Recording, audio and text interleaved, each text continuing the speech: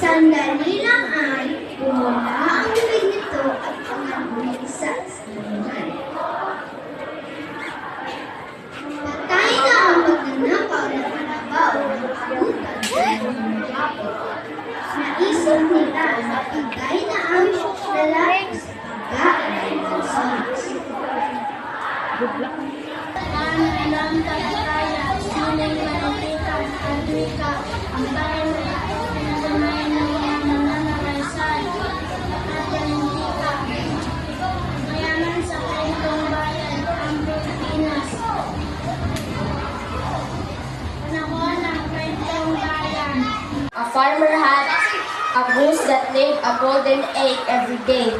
The farmer used to sell that egg and earn enough money to meet the family's day-to-day needs. One day, the farmer thought of getting such small golden eggs and sell them and become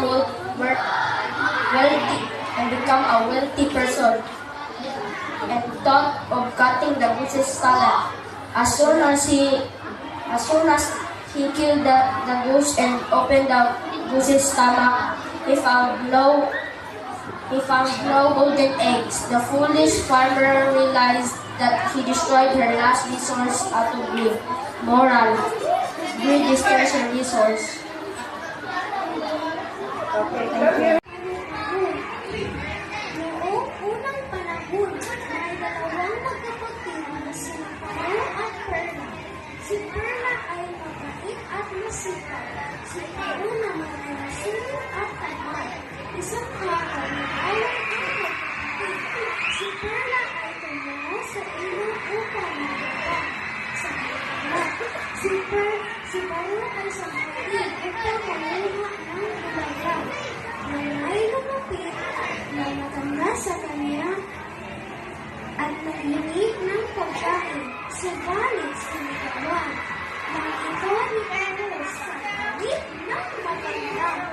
Pinusahan niya si Pao, ginawa niyang pag-isa, at sa paghahanap ni Perla, may nakita siyang mag-isa. May parang bulaklak. Napasambit ito si Perla. Napasambit ito na si Paro-Paro. Isang bakuran, malaking talim yan, Marina. Kamay pa lang lang, Sinia. May madaling mapansin. Ang iisang gumamilang gaya ay ore. Sa likod. Malikot kay Pangko. Lagi nito binibisita ng mga at boboyo. Sa mga ko.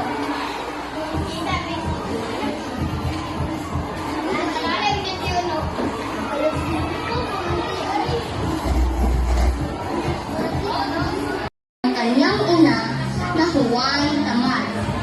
Isang araw, gusto ni Juan Tamad na kumain ng bayabas. Ngunit sa sobrang tamad niya ay ayaw nilang mapagod sa pagpitas nito.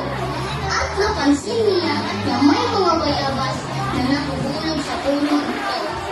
Nagpasya na naman siya na umika sa ilalim ng puno ng katapat ng bunga ng bayabas. Ayon kay Juan ay hintayin na lamang niya itong mahulog sa kanyang bibig. Nakita siya ng isang babae na ang pangalan ay Maria. Maganda ito at napakasipag na babae na ang puro alam gawin ang mga gawaing bahay. Sinabihan niya si Juan na wala siyang mapapala kung di niya iyon pipitasin. Si Juan ay nagandahan kay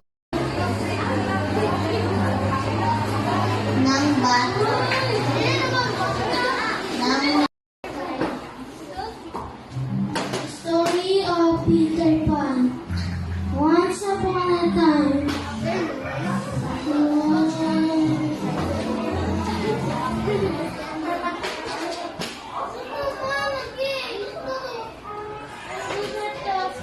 Dropping over my bridge. It was a troll. I'm going to eat you up, shouted a troll. But the small billy goat was clever. Don't eat me. I'm too small, that pony. Wait for the next billy goat and he'll be much tastier. So the troll let him go. And next comes the medium-sized billy goat. Who's that trip-trapping over my bridge? Shouted the troll again. I'm going to eat you up. But the medium-sized billy goat was also very clever. Don't eat me. I'm too follow small and bony. Wait for the next billy goat and he'll be much more delicious. So the troll let him pass. And next of the turn of the big billy goat. Who's that trip-trapping over my bridge? I'm going to eat you up. Hey friend, can you teach me how to fly? He pleaded. How would you fly? You don't even have wings or feathers.